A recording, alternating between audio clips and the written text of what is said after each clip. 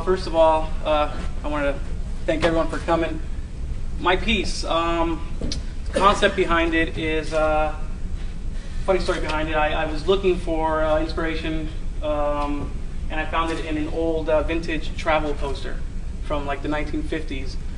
So I decided to do my take on a travel poster, come visit Tampa, which I found out that one of the nicknames of our city is also Cigar City, which I was not aware of that, which plays great for the whole Cuban thing. So I decided to go for more like retro look with the colors and the just kind of like the textures on it. Of course, I have the Cuban flag and downtown Tampa with a little bit of lounging around, playing dominoes, and dancing salsa, smoking the cigar. That's pretty much what I wanted to show here.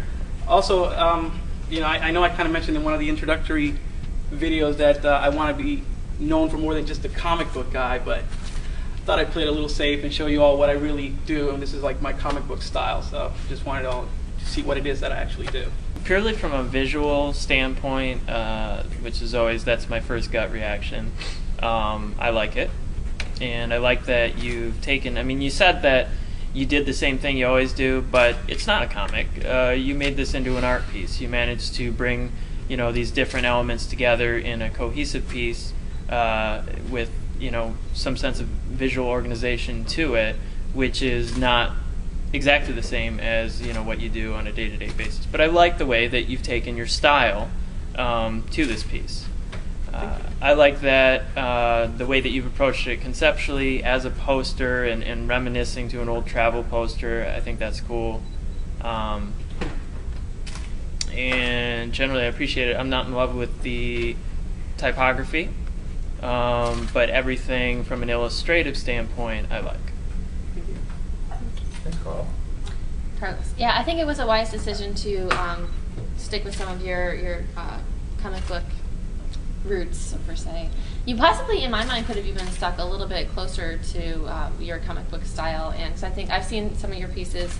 You showed those to us when we were choosing the contestants, and I thought a lot of those were really strong, and that's something that I see here, but you're so good at that. Maybe you could pull that in a little bit more, possibly in the future. I don't know, depending on if you're invited to come back, of course. But yes, I think that your presentation was very good, and I like that you've got this little kind of character that you're building in all the little videos and everything, and I just kind of want to take note of that. And you're the only person that's been doing anything like that, so I want to applaud you for kind of branding yourself and making yourself memorable along with your work. Thank you.